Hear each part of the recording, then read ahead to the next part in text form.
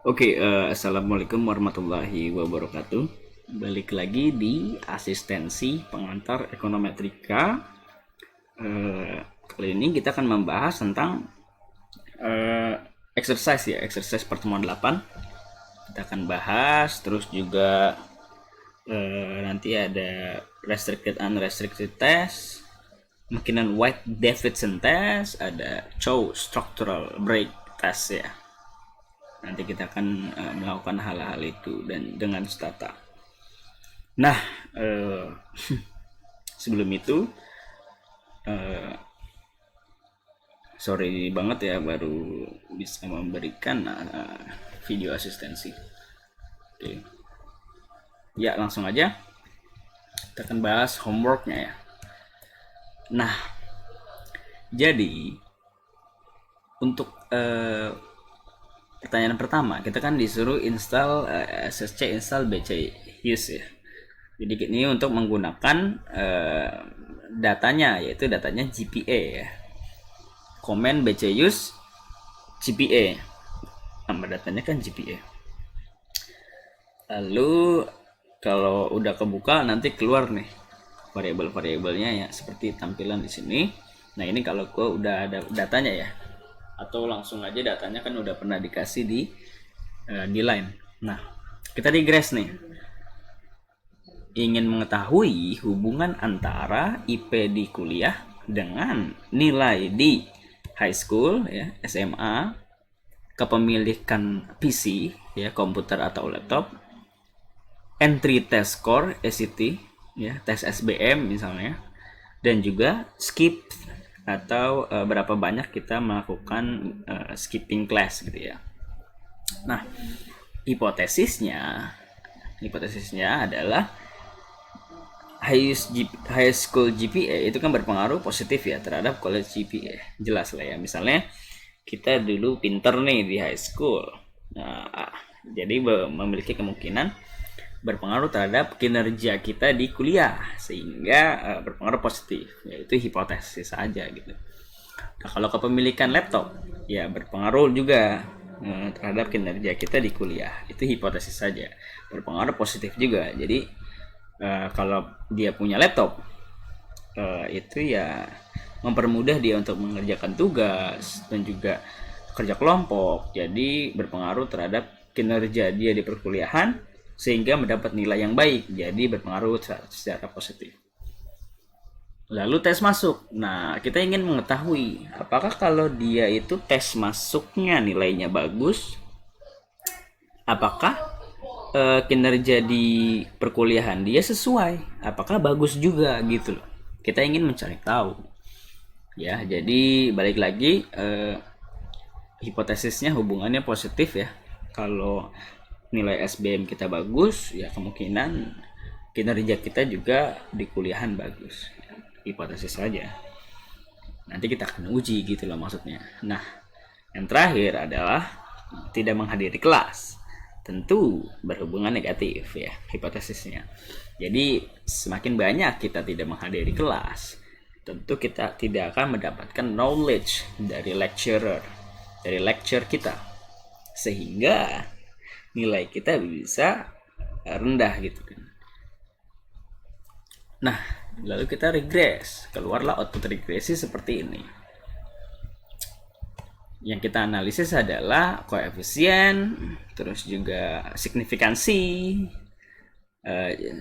individual test, joint test, kayak gitu-gitu ya, biasa. Nah, ini gue sebut sebagai unrestricted model. Kenapa? Karena model ini belum di apa-apain nih. Di dalamnya juga tidak terdapat tes apapun. Ya, kita tidak ingin menguji apakah koefisien PC sama dengan koefisien SCT, apakah koefisien high school GPA plus koefisien PC sama dengan 1. Nah, itu belum ada tuh. Jadi masih polos nih, model ini masih unrestricted model. Kalau di dalamnya terdapat tes tertentu, maka itu merupakan kita bisa lakukan proses sehingga terjadi restricted model. Lanjut ya. Kita disuruh tes apakah skipping school itu memiliki negative impact on college GPA. Nah, kan negatif impact, berarti parameternya minus ya. Jadi, kita ingin mengecek kalau minus itu kan tidak ada equal to, berarti dia jatuhnya di HA, ya kan? Nah, karena dia skip itu kita bisa sebut sebagai beta 4 atau terserah berapa. Kalau gue sebut beta 4. Ini kan beta 0, beta 1, beta 2, beta 3, beta 4. Jadi HA-nya beta 4 kurang dari 0, H0-nya beta 4 lebih dari sama dengan 0. Nah, ini merupakan nilai D0 atau nilai hipotesis. Ya, sebut saja dia D0, gitulah, sebut saja gitu. Terserah mau apapun itu, tapi dia berguna sebagai pengurang di tes statistik. Ya udah, kita lakukan tes statistik kan gitu. Nah, tes statistiknya adalah parameter dari variabel yang ingin dites, di mana merupakan beta 4 di sini kan, dikurang D0. D0-nya berapa? 0. Dibagi standar error dari beta tersebut yang merupakan ada di sini, ya kan? Ini kan apa? Koefisiennya. Nah, mana standar errornya? Ini. Nah, jadi kita tinggal bagi. Dapatlah minus 2,71. Kan ini left tails ya. Berarti ya udah minus 2,71. Lalu apa yang harus kita lakukan? Bandingkan t-stat dengan t-tabel. Nah, t-tabel ya. Gimana caranya? Nah, kita harus tahu dulu berapa significance-nya, yaitu 5% dengan degree of freedom n-k-1, yaitu 136. Nah, gue ingin meluruskan nih, mengklarifikasi.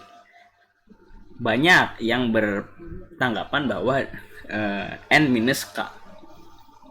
Terus ada lagi n-k-1, di mana n-k-1 itu ada di buku Jagia ya, Woolrich mendukung itu ya, setahu gue. Jadi yang gue pegang itu ya Jagia, Woolrich. Kalau Gujarati gue belum lihat ya, bisa jadi sama. Nah, tapi ada beberapa yang beranggapan bahwa n-k degree of freedom ya. Kenapa hal tersebut terjadi? Mari kita lihat di sini. Sebenarnya degree of freedom DF1 ini, DF2 ini untuk tes F. Untuk tes statistik itu DF-nya hanya ini saja, 136. Nah, jadi apakah n-k dan n-k-1 itu mana yang benar? Jawabannya adalah bisa jadi dua-duanya benar. Loh, kok bisa gitu kan? Gimana gitu? Nah, jawabannya adalah tergantung sudut pandang menilai n dan k ya, bukan n ya, menilai k-nya. K itu artinya apa ya? K di sini bisa berarti dia merupakan variabel, jumlah variabel dalam model, di mana ada berapa? 1, 2, 3, 4 jumlah independent variabel dalam model, di mana 1, 2, 3, 4 kan, benar kan? Nah kan itu untuk K. Kalau beranggapan K, maka di sininya n-k-1. Kenapa? Karena jumlah DF ya, seperti yang kita tahu di R2 dan adjusted R2, di pembahasan R2 dan adjusted R2 harus n-1. Sehingga kalau ini K, maka ini n-k-1. Nah, lalu ada tanggapan lain, di mana K di sini merupakan parameter. Jadi beta 0 juga masuk. Itu tanggapan kedua ya, bukan persepsi gua. Nah, loh, kok dia nggak 5? Nah, karena kalau tanggapannya K itu adalah parameter, dia pasti DF1-nya K-1. Jadi 5 dikurang 1 ya 4 juga, sama aja. Nah, tapi yang beda, kalau tadi gua itu sudut pandangnya ini K, ini n-k-1. Kalau dia ini k-1, ini n-k saja. Coba kalau sudut pandang pertama, k-nya kan 4. Karena dia variabelnya ada 4. Sudut pandang kedua, k-nya ada 5 karena dia parameter, beta 0 masuk. Nah, Sudut pandang kedua kita pakai ya. Tadi sudut pandang pertama kita udah clear ya. Sesuai dengan model ini. Sudut pandang kedua kita lihat. Karena dia 5, maka dia K-1. Karena dia K-1, maka ini N-K saja. N-nya berapa? N-nya 141. K-nya berapa? 5. Jadi ini N-K saja. Kalau tadi yang pertama sudut pandangnya ini adalah K saja, which is 4. Maka ini N-K-1. N-nya 141 dikurang K-nya 4. Berapa tadi? 137 dikurang 1 jadi 136. Jadi sama saja. Tergantung sudut pandang kita menilai K. K-nya itu variabel atau K-nya itu parameter. Nah, di mana menurut buku Gujarati dan Woolrich dia mendukung K-nya itu adalah variabel. Ya. Jadi nggak ada yang salah, ya sama aja, cuma itu sudut pandang aja. Alright? Yang penting kita tahu yang benar menurut model seperti apa. Itu sudut pandang aja ya.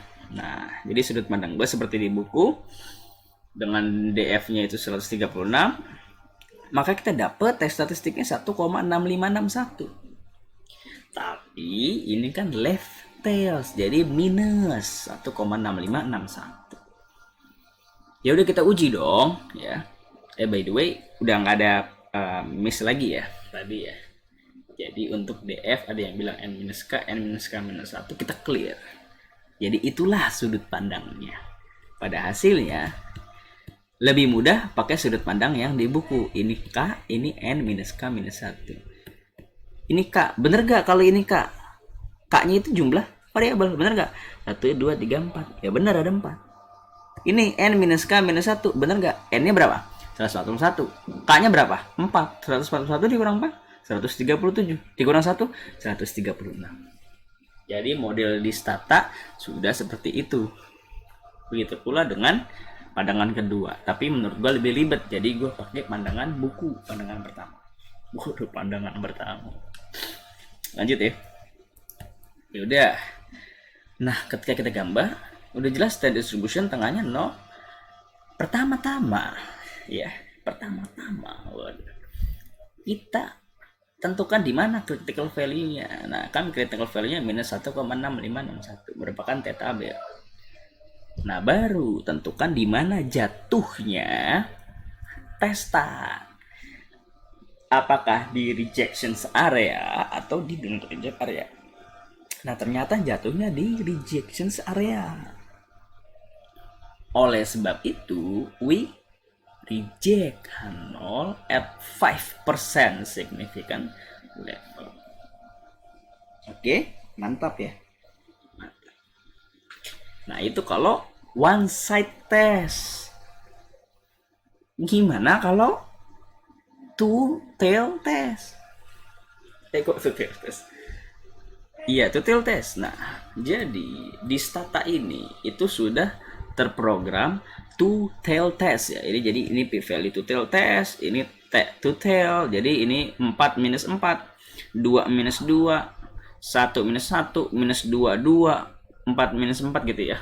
Untuk t-test. Oh enggak, ini t-testnya bukan t-tabel. Sorry. Enggak gitu ya. Ini t-test bukan t-tabel. Tapi ini p-value untuk two tail. Jadi ini sudah dikalikan 2 karena two tails.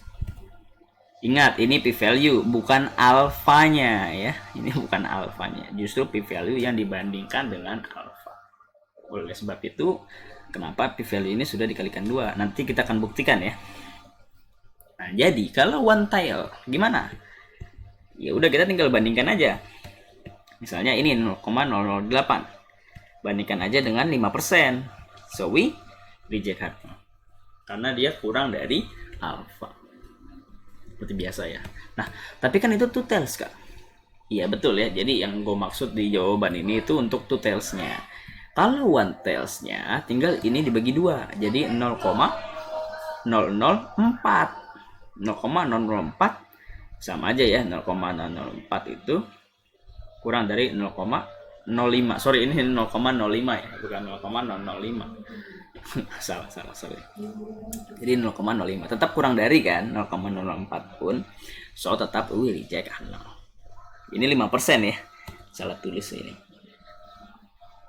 Nah, bisa juga pakai confidence interval ya. Kalau two tails, balik lagi, mana ada one tails confidence interval ya? Ada sih, tapi ya biasanya two tails itu ya. Nah, jadi kalau two tails tinggal tergantung dari hipotesisnya. Hipotesisnya kan 0. Nah, apakah terdapat 0 di confidence intervalnya? Lihat sini, ini kan minus, berarti nggak ada nolnya dong.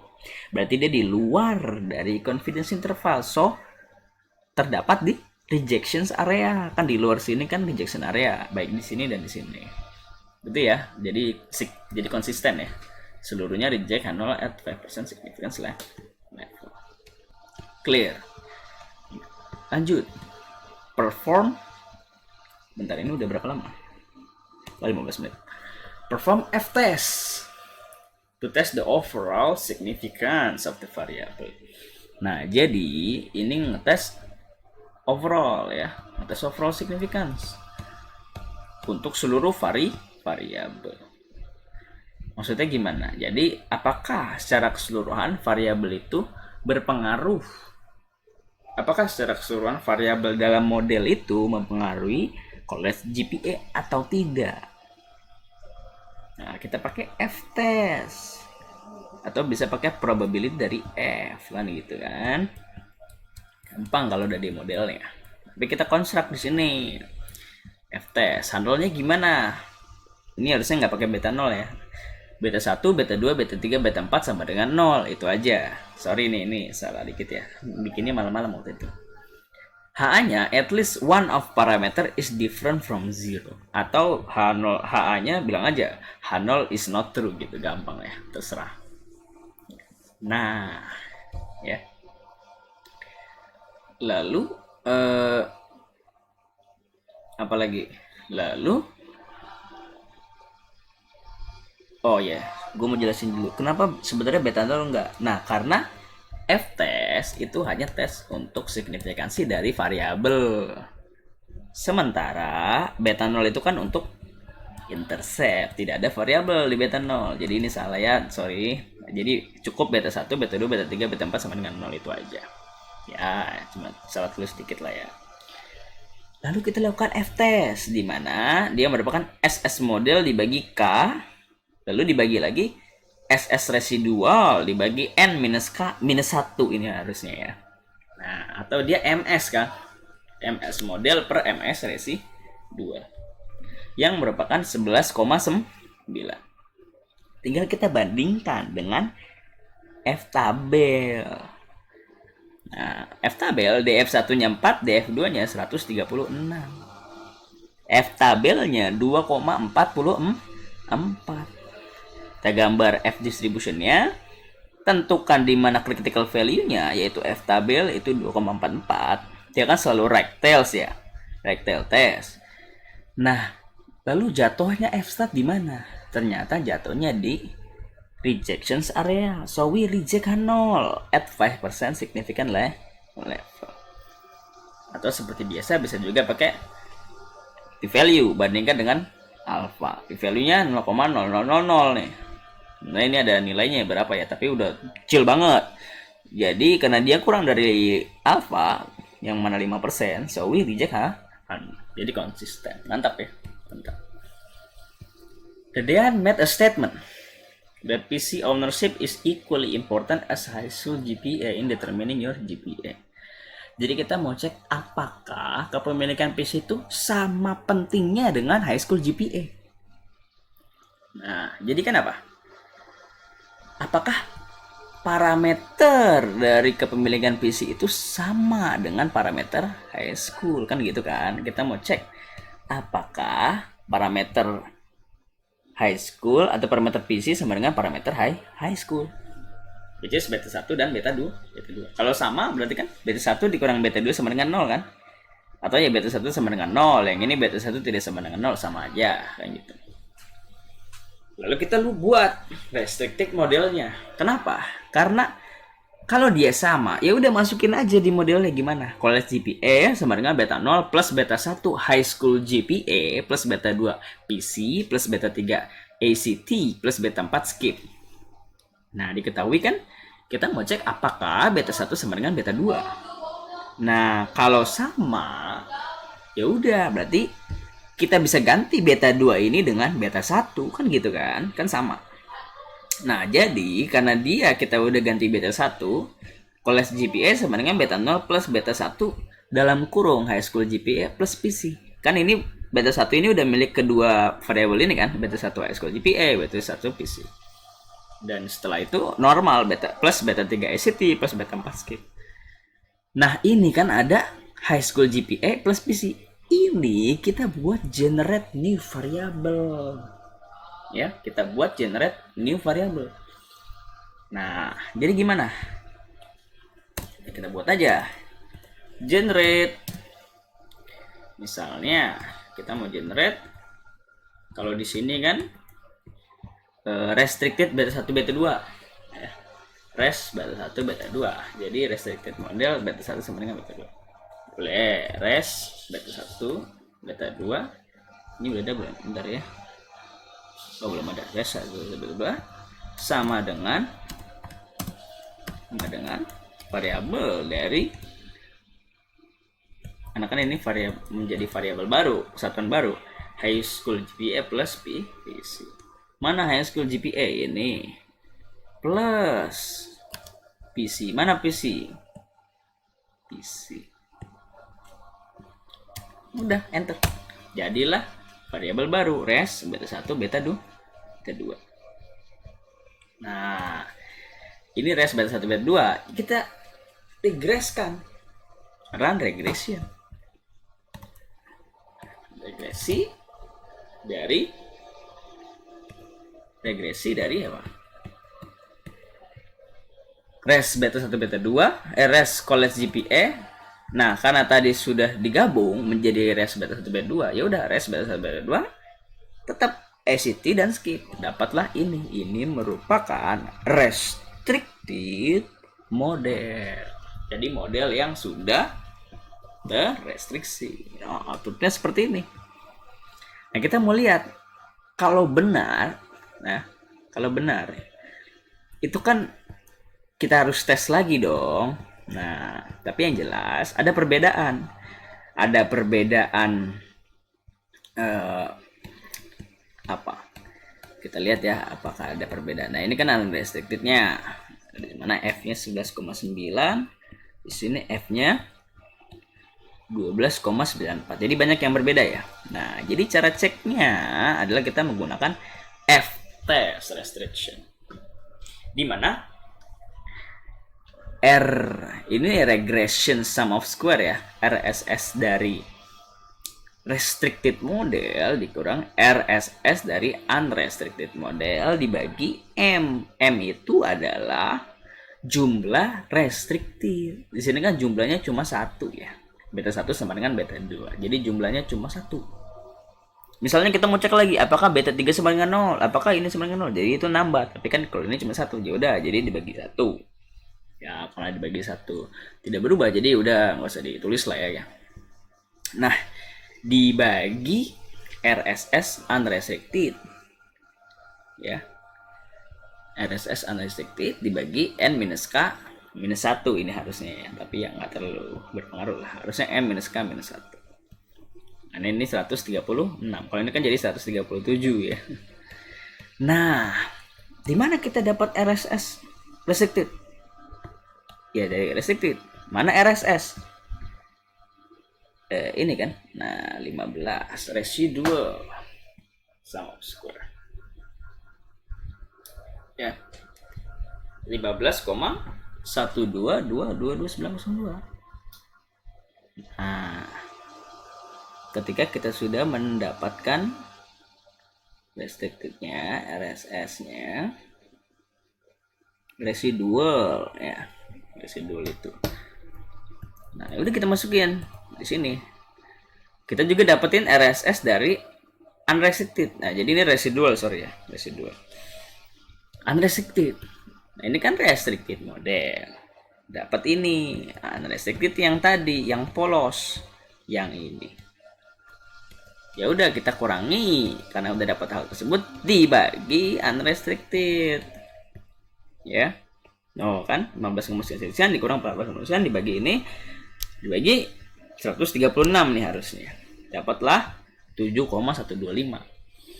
F tabelnya ya untuk 4 dan 136 itu 2,44. Dengan DF1 dan DF2 yang sama ya. So, karena F tes lebih dari F tabel, so we reject H0. Ya, so we reject H0 at 5% significance level. Mantap. Oh, sebentar. Ini F dengan 136 n minus k minus 136. Nah, mari kita lihat coba ya.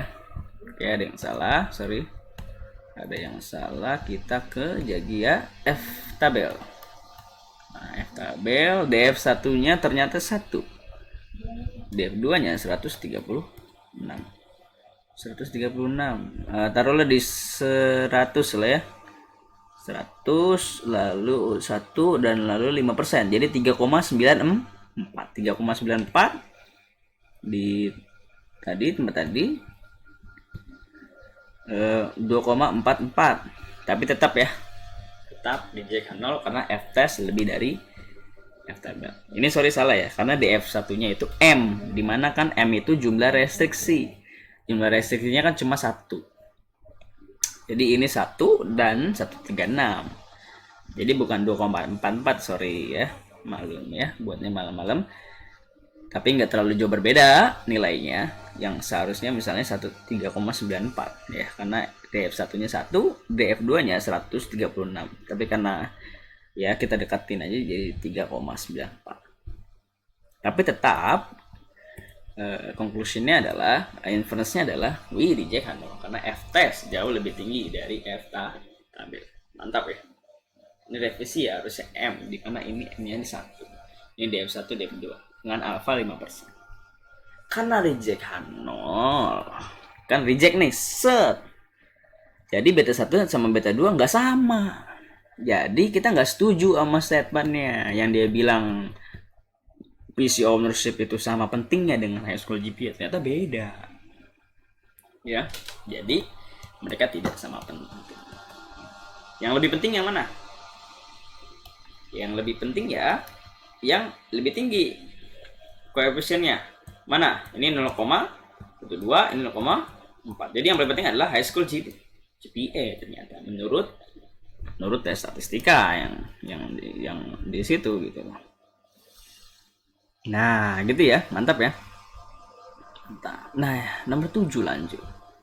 Then also made a statement that combined effect of high school GPA and PC will increase college GPA by 0.6 point.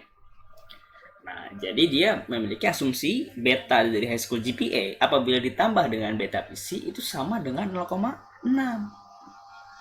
Ya udah kita tes aja kan gitu kan. Kita tes aja. Nah, kalau sebelum itu mari kita urut dulu. Kalau beta 1 tambah beta 2 sama dengan 0,6 ya, 0,6. Maka beta 1 sama dengan 0,6 dikurang beta 2 kan gitu kan. Beta 1 plus beta 2 sama dengan 0,6. Beta 1 sama dengan 0,6 kan plus kesini jadi minus kan. Minus beta 2. Ataupun sebaliknya. Jadi H0-nya ini sama dengan H-nya tidak sama dengan seperti biasa. Ya udah, kita masukin di modelnya seperti biasa. Kita buat unrestricted modelnya. College GPA bla bla bla bla bla. Nah, college GPA sebenarnya beta 0 plus beta 1 high school GPA plus beta 2. Beta 2 itu kan 0,6 dikurang beta 1. Jadi 0,6 dikurang beta 1 PC dan seterusnya plus beta 3 ACT plus beta 4 skip. College GPA sebenarnya beta 0 plus beta 1 high school GPA plus 0,6 PC ya, 0,6 PC minus beta 1 PC. Ya, 0,6 PC minus beta 1 PC. Dan seterusnya lagi. Nah, karena ini ada yang sama, beta 1 sama beta 1 nih. Kan sama-sama beta 1, ya udah masukin aja beta 1 high school GPA karena kan ini minus. Jadi high school GPA minus PC. Nah, seperti biasa, ini kita generate new variable. Nah, tapi kan ini plus 0,6 PC. Ya, ini kita ke kiri kan karena dia sudah ada nilainya. Dia merupakan bukan parameter, tapi sudah ada nilainya nih. 0,6 ya, sudah ada koefisiennya. Kita pindahkan ruas ke kiri. Nah, karena dia positif ke sini jadi negatif. Kalau GPA minus 0,6 PC. Nah, sama dengan beta 0 plus beta 1 high school GPA minus PC. Nah, jadi kita generate new variable. Ada berapa variable baru? Ada dua. Ada college GPA minus 0,6 PC, ada high school GPA minus PC. Caranya gimana? Ya udah, kita generate college GPA new ya. Gue buat namanya college GPA new sama dengan college GPA minus 0,6 dikali PC kan gitu kan, dikali variable PC. Ya. Generate. Itu satu variabel yang udah di generate yang baru. Yang kedua, belum nih high school GPA dikurang PC. Generate lagi high school GPA minus PC sama dengan high school GPA minus PC. Nah, ya udah kita regress. Generate udah ini. Kita regress college GPA new karena kan ini udah model restriksi ya. Ini restriksinya modelnya. Nah, kita regress college GPA new lalu high school GPA minus PC, SET dan skip. Ya kan? Ini dan ini. Kita regress, dapatlah hasilnya seperti ini. Seperti biasa dapatkan RSS-nya bandingkan dengan unrestricted model yang ada di atas. Kita bandingkan nih, kita bagi dengan 1 seperti biasa, dapat nilai 0,33 bandingkan dengan F-test-nya F1136. Jadi itu 3, berapa tadi? 3,96. Nah, karena F tabel ya, sorry ya, ini harusnya 1 ya. Ini M ya. Nah, ini keliru nih malam-malam nih. Mohon maaf ya, direvisi. Ini 1, ini 136. Karena DF1 dari F test of restriction itu adalah M dan juga N-K-1 ya. Untuk F test seperti biasa, ya DF1-nya K, DF2-nya N-K-1. Jadi agak keliru aja. Oke. Jadi beda ya untuk DF1-nya. DF2-nya sama. Nah, jadi karena ini 1 tadi 3,96. F tabelnya lebih tinggi dari F test, so we do not reject H0. Kalau do not reject H0, set. Nah, jadi statementnya valid kan? Dia bilang beta 1 sama dengan beta 2, beta 1 plus beta 2 sama dengan 0,6. Ternyata diuji do not reject, ternyata benar. Jadi statementnya valid. Mantap ya. Mantap. Terus nomor 2 lah kita. Tapi sebelum itu, sekarang sudah berapa menit? Sudah setengah jam. Alright. Mau kita bahas nomor 2 atau tidak? Ya sedikit lah ya. Kita bahas nomor 2. Nah, nomor 2 kita akan bahas. Sebelum itu gue mau klarifikasi dulu nih. Bukan klarifikasi sih, mencerahkan bagi teman-teman. Nah, gue melihat mengoreksi ujian teman-teman. Itu teman-teman kalau misalnya two-tail test dengan alpha 5%, itu membandingkan p-value dengan alfanya, ini dibagi 2 nih. Karena kan two-tails ya. Ini dibagi 2 sama teman-teman nih. Ini dibagi 2, bukan ini dibagi 2. Ini dibandingkan dengan 0,0025. Jadi bukannya 0,05. Bukannya dibandingin sama alfa, malah dibandingin sama alfa per 2. Itu bener gak sih? Itu two-tail test dengan alfa 5%. Cara seperti itu salah. Kenapa? Karena program dalam Stata itu sudah men-set two-tail test. So, p-value-nya sudah two-tail.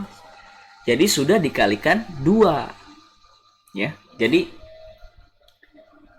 kan gini.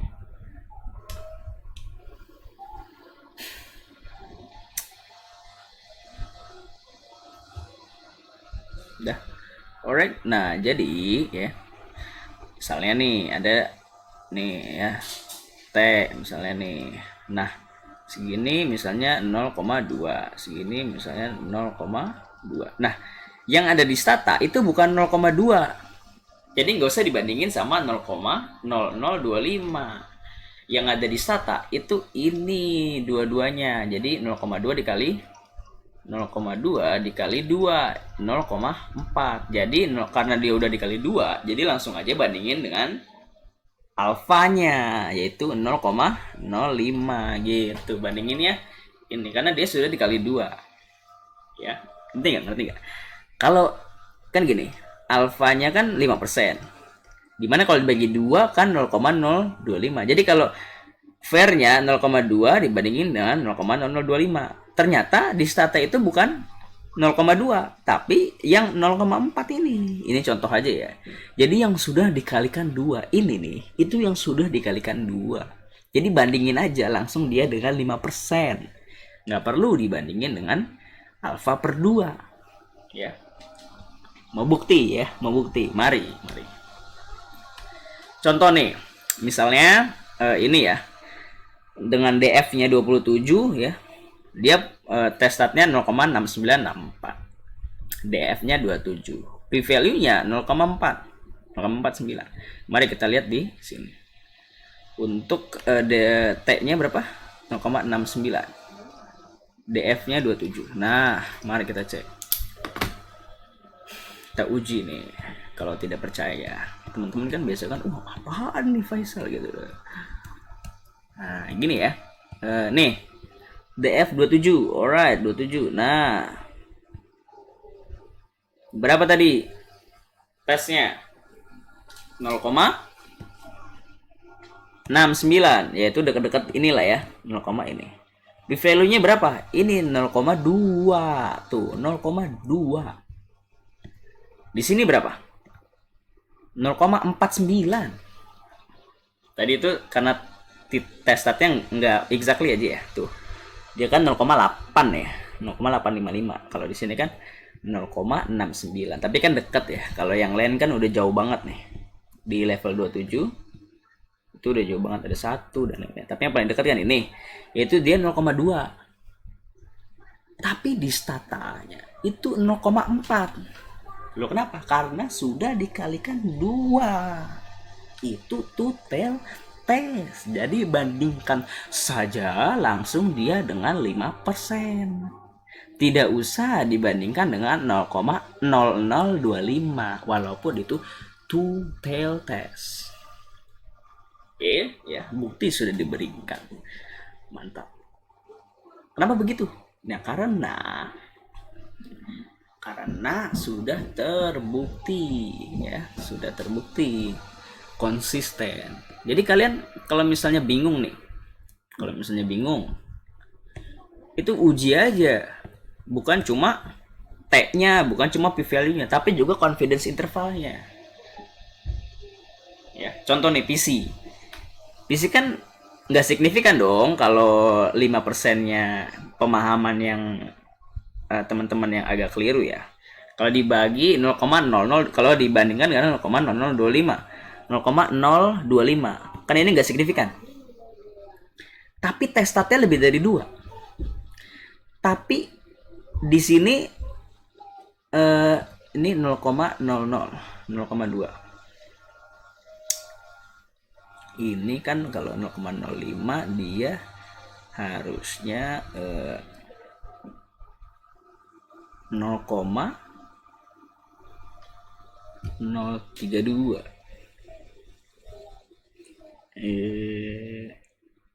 Kalau 5% ya. Oh ini unrestricted. Ya benar unrestricted. Nah, kalau 5% ya 0,0032 ini maka dia signifikan ya. Kalau 5% tanpa dibagi 2. Ya kan? Tanpa dibagi 2. Alfanya. Karena kalau alfanya dibandingin dengan 0,025 ya maka gedean ini 0,025 kan 5% bagi 2 berapa sih? 0,00 coba 5% ya. 0,05 bagi 2, 0,025. Nah, kalau 0,025 kan ini kan nggak signifikan, ya kan? Tapi bandingkan dia dengan langsung 5%, bukan 5% per 2. Lihat dari T, T-nya kan lebih dari 2, sudah jelas dia dicek H0 kan gitu kan. Kalau teman-teman bandingkan dengan yang itu ya salah gitu loh. Karena critical value kan biasanya ya nggak jauh-jauh dari 2, sedangkan ini udah 2,17 gitu ya. Nah, jadi itu salah satu bukti lagi bahwa p-value ini udah p-value dikalikan 2. Jadi langsung saja bandingkan dengan dia 5% ya. Di Woolrich juga di sedemikian rupa. Tapi ada misalnya ada tadi misalnya mau cari p-value dari one tail test. Nah, jadi bukannya kalau dia one tail, karena kan udah di set two tails p-value-nya. Gimana cara nyari p-value one tail? Tinggal dibagi 2 ya. Ini dibagi 2. Karena kan ini udah dikalikan 2 untuk menjadi two tail. Kalau one tail ya tinggal dibagi 2. Ingat itu p-value-nya. Bukan alfanya, beda lagi. Ya. Nah, jadi yang paling penting adalah tidak usah bandingkannya dengan alfa per 2. Kalau di sini. Karena dia sudah dikalikan 2 p-value-nya. Jadi langsung saja bandingkan dengan alfa saja. Tanpa alfa per 2. Karena ini dikalikan 2, maka alfa per 2 juga dikalikan 2. Yang mana alfa per 2 dikali 2 ya adalah alfanya saja. Jadi bandingkan dia dengan 5% saja. Mantap ya. Mantap. Nah, lihat sini. Di confidence intervalnya juga 0 tidak terdapat di dalam. Dia ada di luar. Ya kan? So, reject juga. Jadi konsisten semua nih. T-nya, p-value-nya, confidence intervalnya. Konsisten untuk reject H0. Ya, mantap ya. Itu pembuktian. Ya, semoga teman-teman kedepannya tercerahkan. Nggak usah dibandingin dengan 0,0025. Jadi bandingin langsung saja dengan 0,025. Bagi yang ingin men-challenge, silahkan saja ya komen atau PC saya dengan tujuan untuk mendapatkan kebenaran ilmu ya. Oke, bukan yang aneh-aneh. Lanjut. Ini sudah berapa menit? Sudah 42. Karena sudah 42 menit, maka yang nomor 2 ya gampang lah ya. Tes seperti biasa sama. Jadi langsung saja kita belajar tentang MWD test ya. Yang pertama itu kita belajar tentang MWD test. Nah, apa itu MWD? MWD itu McKinnon-Wade-Davidson test ya. Tes untuk apa? Jadi sebentar ya. Oke. Nah, MWD test atau McKinnon-Wade-Davidson test ini menguji untuk mengetahui apakah model kita itu berbentuk linear, y sama dengan beta 0 y sama dengan beta 0 plus beta 1 x1 plus beta 2 x2 plus error misalnya gitu, atau ln y sama dengan beta 0 plus ya betul ya, enggak juga sih, apakah misalnya beta 0 plus ln beta 1 x1 plus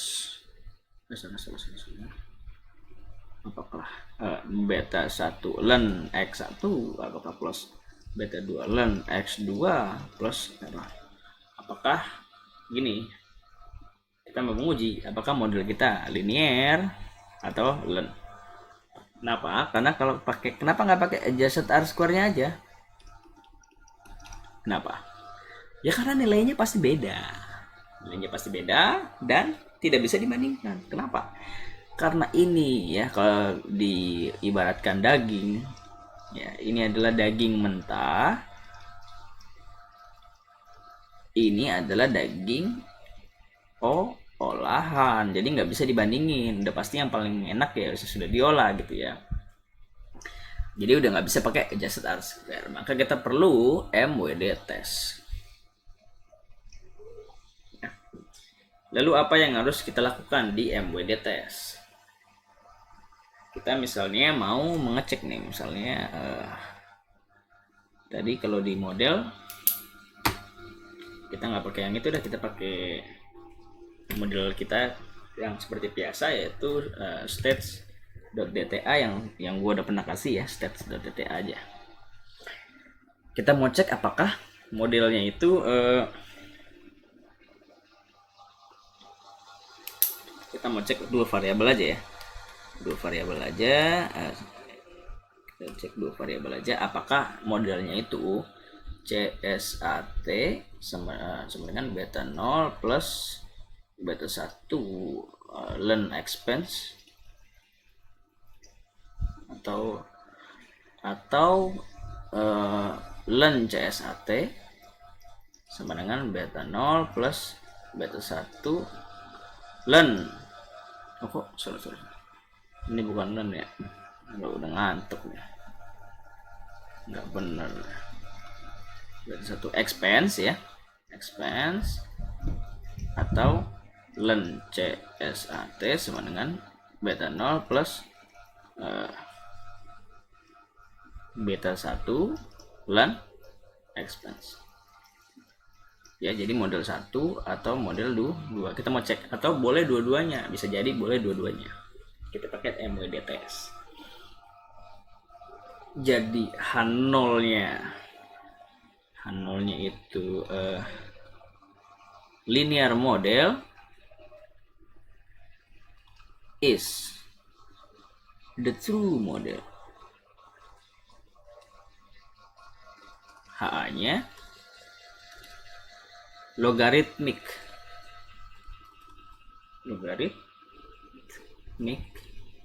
model is the true model.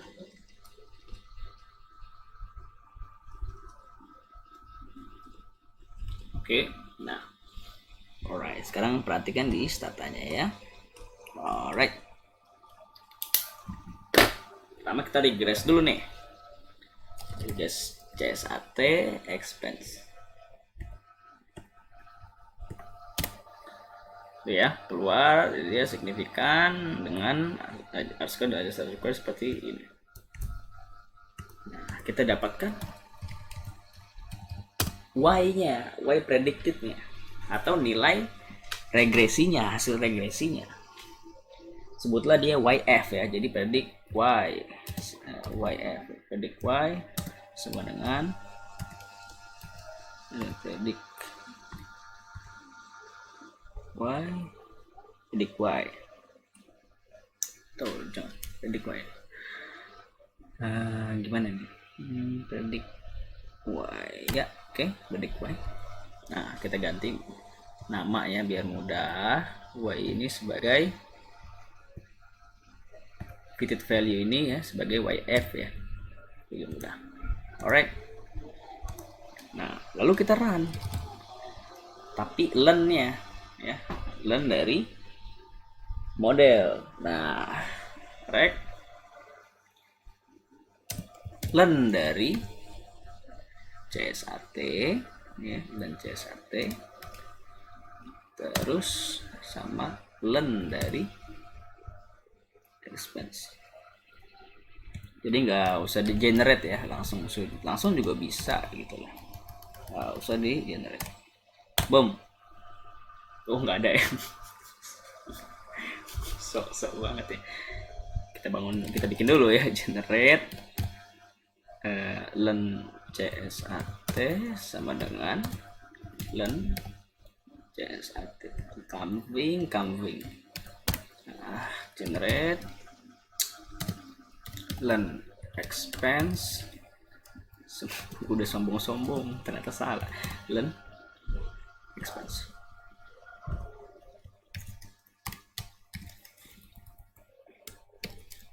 Alright. Invalid. Tapi nggak generate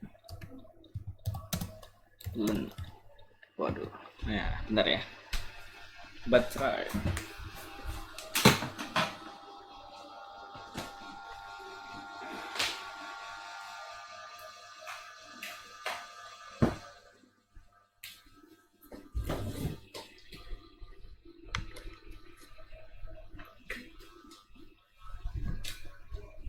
Alright.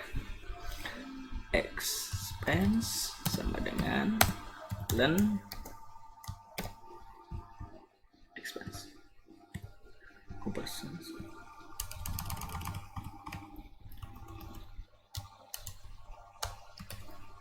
Alright.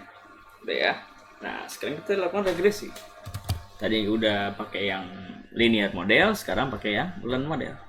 Len C1, len expense.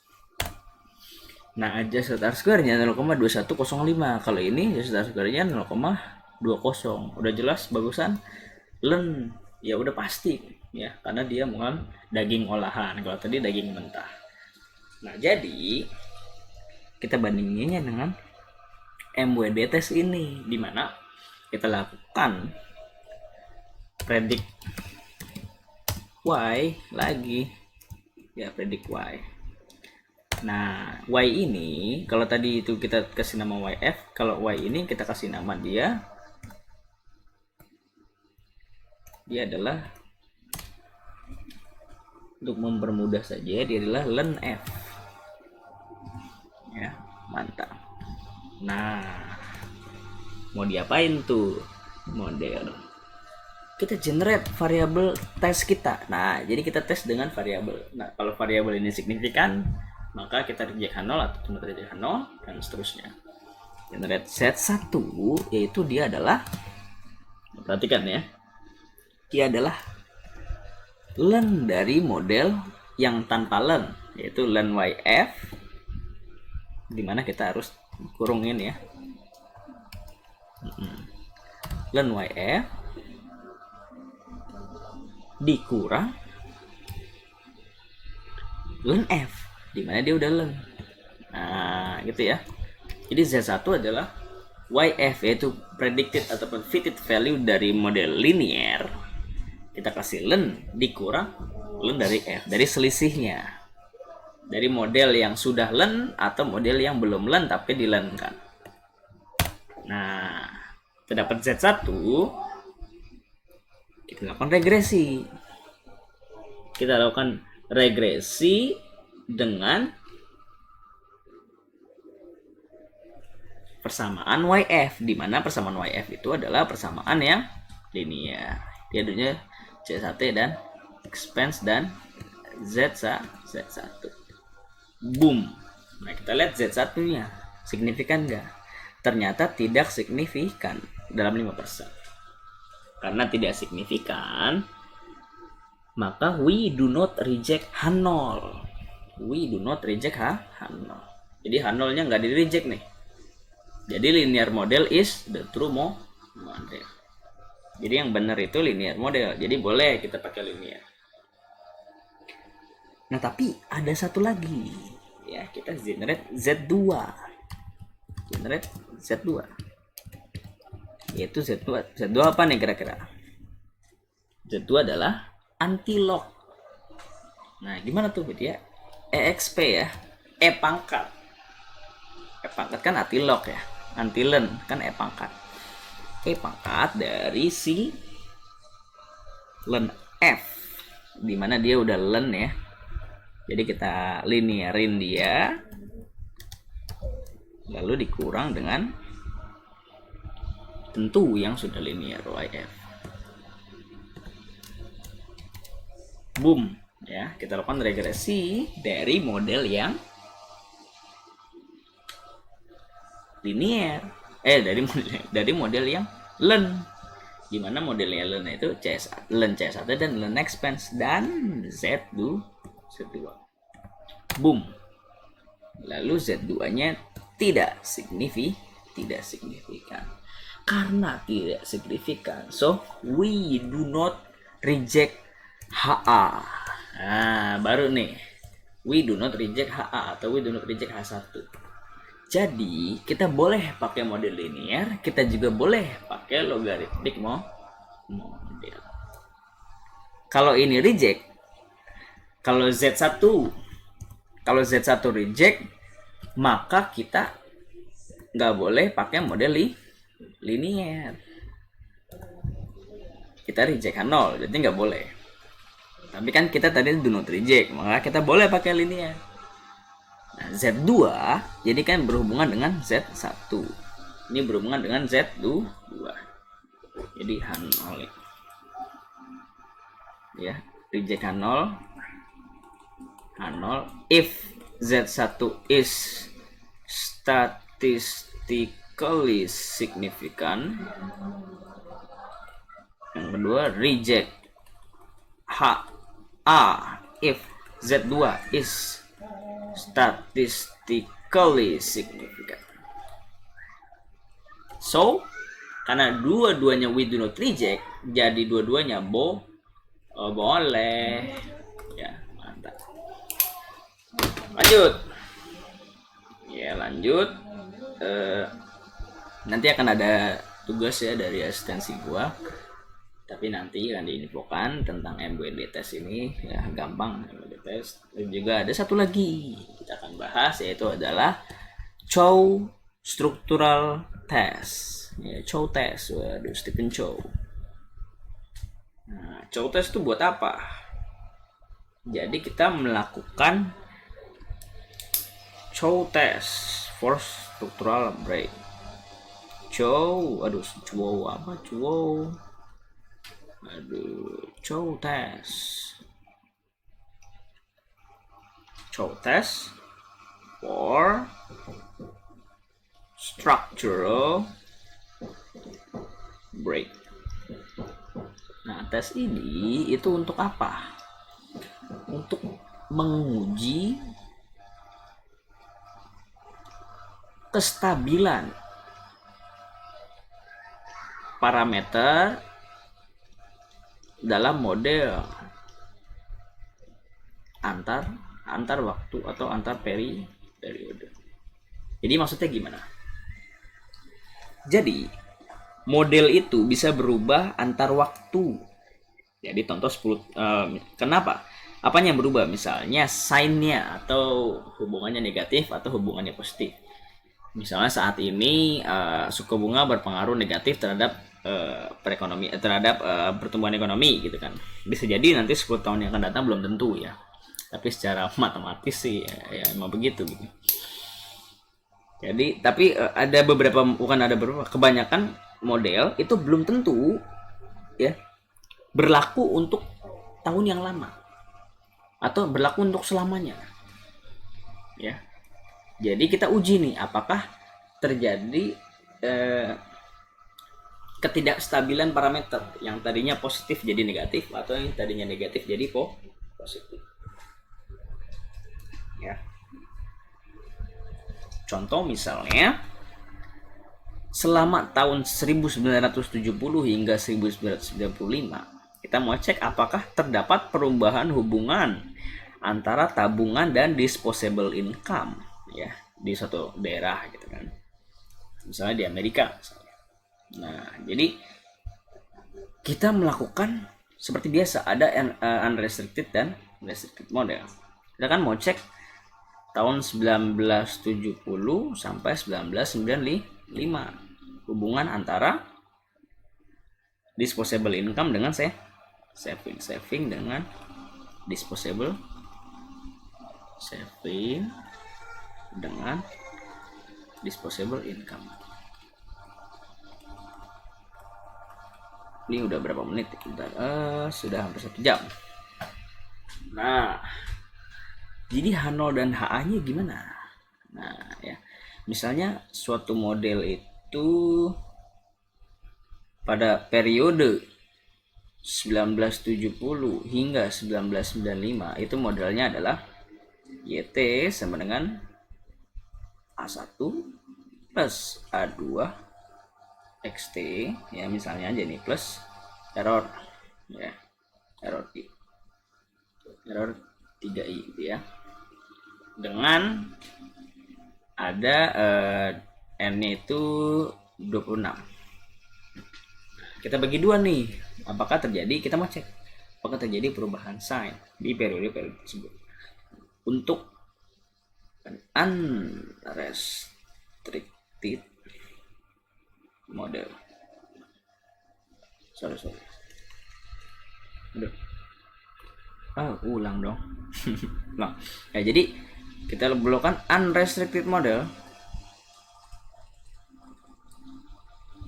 Lakukan unrestricted model untuk time period 1970 hingga 1981 itu YT sama dengan, ya, misalnya ini gamma 1 plus apa nih, lambang apa misalnya aja ya, XT plus error 1 gitu ya, dengan n-nya berapa, dari tahun 1970 sampai 1981 12 ya, 12. Lalu untuk time period 1982 hingga 1995 itu YT sama dengan gimana ya,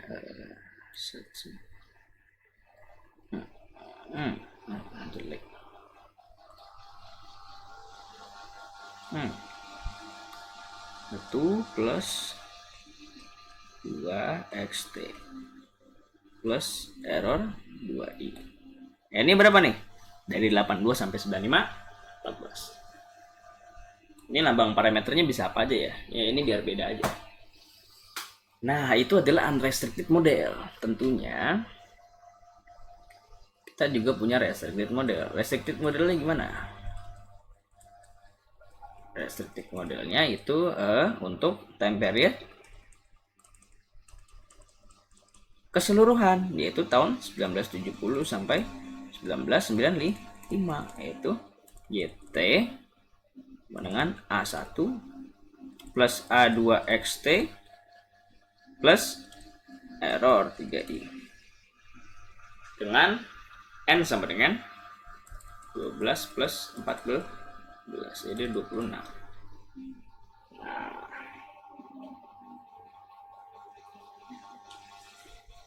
kenapa ini disebut restricted model? Kenapa disebut ini unrestricted model?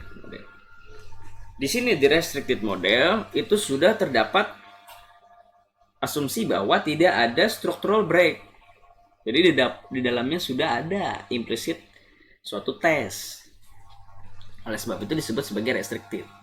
Nah, ini bisa jadi dia berbeda tanda nih antara ini dan ini, antara ini dan ini, dan ini. Ya.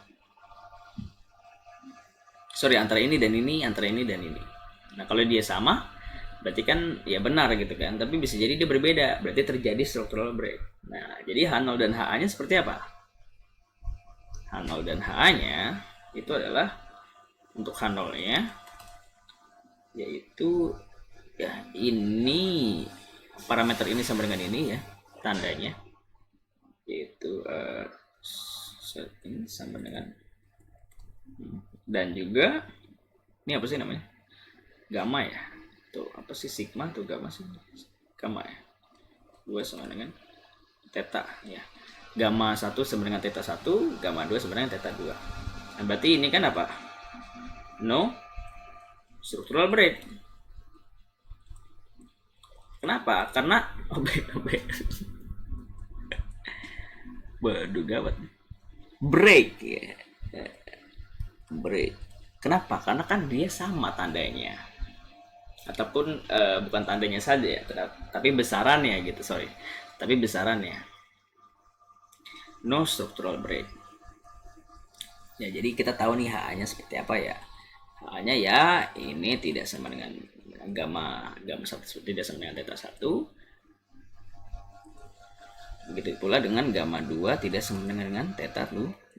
Jadi ini adalah ada structural break.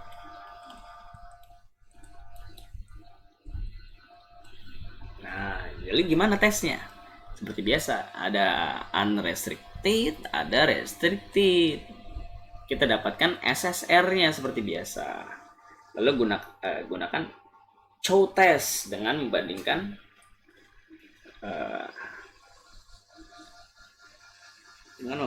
sum of square of error atau residual, sum of square of residual, RSS ya. Jadi sum of square of residual atau sum of square of error, terserah bilangnya residual atau error ya. Jadi F-nya adalah, kita bilang aja residual itu sama dengan error ya, karena emang residual itu error.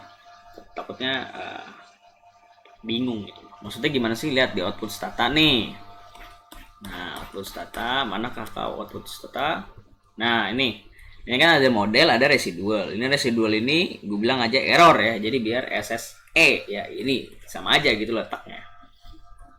Nah, jadi kita pakai SSE residual dikurang SSE restricted dikurang SSE unrestricted dibagi K. Oke, ya. Dimana K itu adalah apa? Jumlah variabel dikali sih. Dibagi K. Terus ini bagi SSE unrestricted dibagi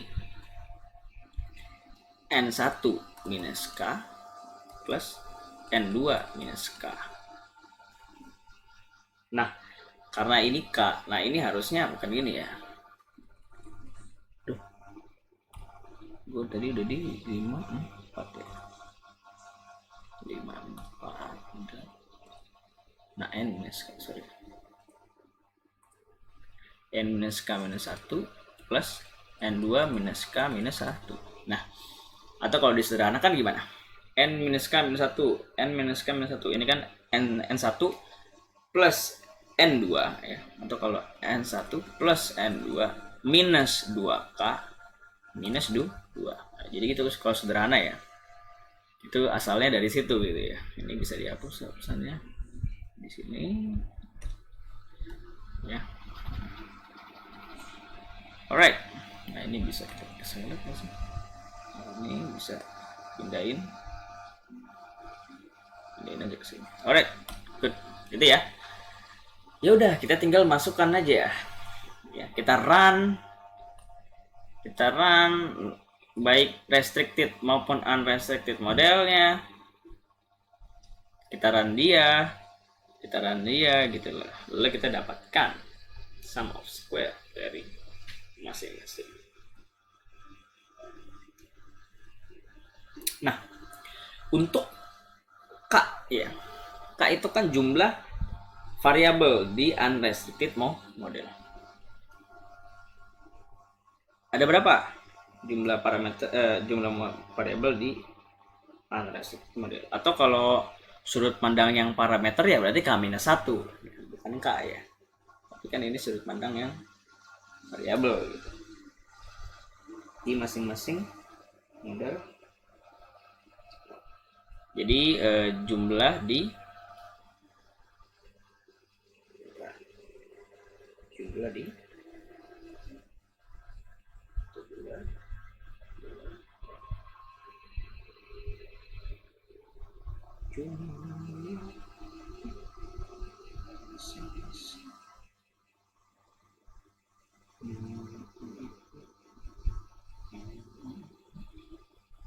Oke.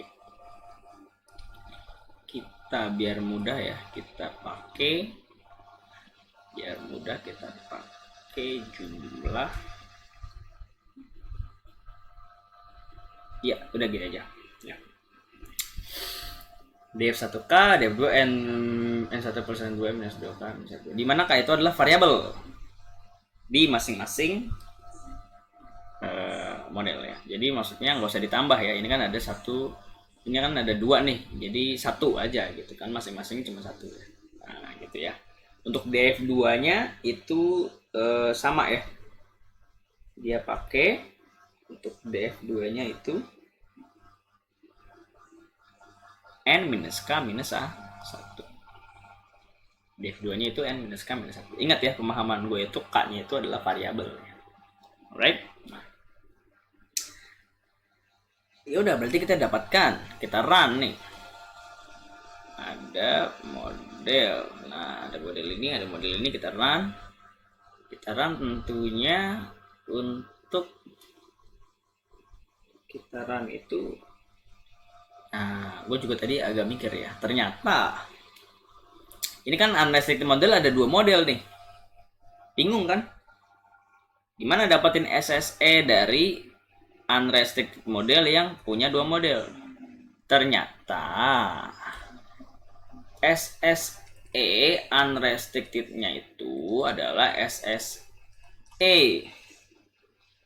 1, itu model 1 nih, ditambah SSE 2 gitu ya.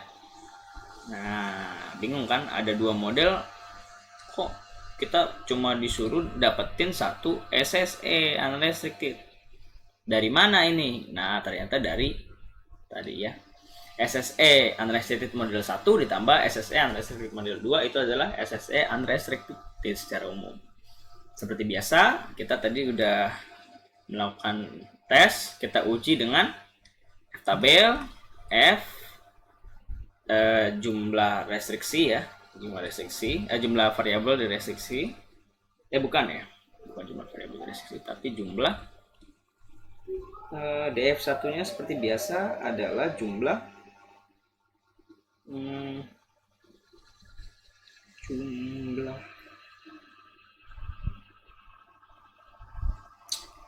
restriksi ya, jumlah restriksi. Kalau di sini itu ada berapa? Jumlah restriksi. Berarti ini bukan K dong, harusnya M ya. Iya betul ya. Ini kita hapus, sorry. Ini M. Nah, harusnya ini M ya. Nah, jumlah restriksi. Jumlah restriksi. Atau ini jelas. Iya. Oke dia K. Oke ya. K juga sama aja sih. Jadi tadi ini variabel ya. Ini F-nya kita pakai yang M, N minus K minus 1. Dimana K ini adalah variabel ya, jumlah variabel ya, di pemahaman gua. Dan juga di pemahaman buku variabel. Cuma ada beberapa orang yang berbeda pemahaman. Yaitu adalah jumlah parameter, tapi kalau gue jumlah variabel. Alright. Jadi kita dapatkan ada berapa jumlah restriksi, juga M minus K minus 1. Kita bandingkan F tabel dengan F statistik seperti biasa. Mantap. Tadi berarti ada berapa restriksi nih? Restricted modelnya kan cuma 1 ya, ada 2 ya. Ada ini dan ini. Berarti 2 ya. Kalau di sini ya, contoh ini. Berarti F M-nya 2. Kalau di contoh ini N minus K minus 1 nya berapa? N nya tadi berapa? Jumlah N nya ada 26 minus K nya ada berapa? 1. 26 dikurang 1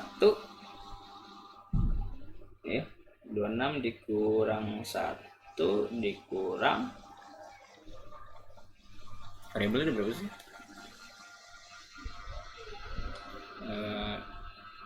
N minus K minus 1, df2 nya N minus K minus 1, kok D22 ya,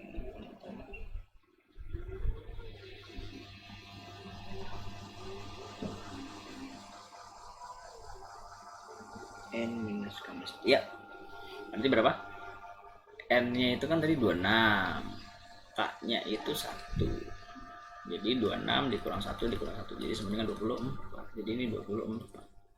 Itu ya. Jadi kita bandingkan F tabel dengan F stat. Sorry ya, ini udah malam jadi gua agak halu. Ini gua rekamnya malam nih sebenarnya. Nah, jadi seperti biasa bandingkan dengan F F stat dan F tabel. Itu aja test. Nah, kalau F stat seperti biasa, F stat lebih dari F tabel, kita reject H0. Kita reject H0. So, kalau reject H0, maka ada structural break. Oke, di mana untuk tahun 1970 hingga 1981 dan tahun 1982 hingga 1995 modelnya parameternya berbeda. Ya, itu kalau reject H0. Tapi kalau do not reject H0 tidak terjadi no structural break. Jadi ini parameternya sama. Oke ya, itu saja. Kurang lebihnya mohon maaf ya. Ini sudah 1 jam. Wassalamualaikum warahmatullahi wabarakatuh. Ya, nanti kita akan bahas tentang heteroscedasticity, auto correlation dan lain-lain ya. Dan juga obat-obatnya di pertemuan-pertemuan selanjutnya. Dan dummy variable. Bentar lagi. Abis ini langsung dummy variable ya, DID, difference indifference, baru heteroscedasticity, terus auto korelasi, abis itu specific bias ya. Mantap ya. Semangat terus ya. Terima kasih banyak. Wassalamualaikum warahmatullahi wabarakatuh.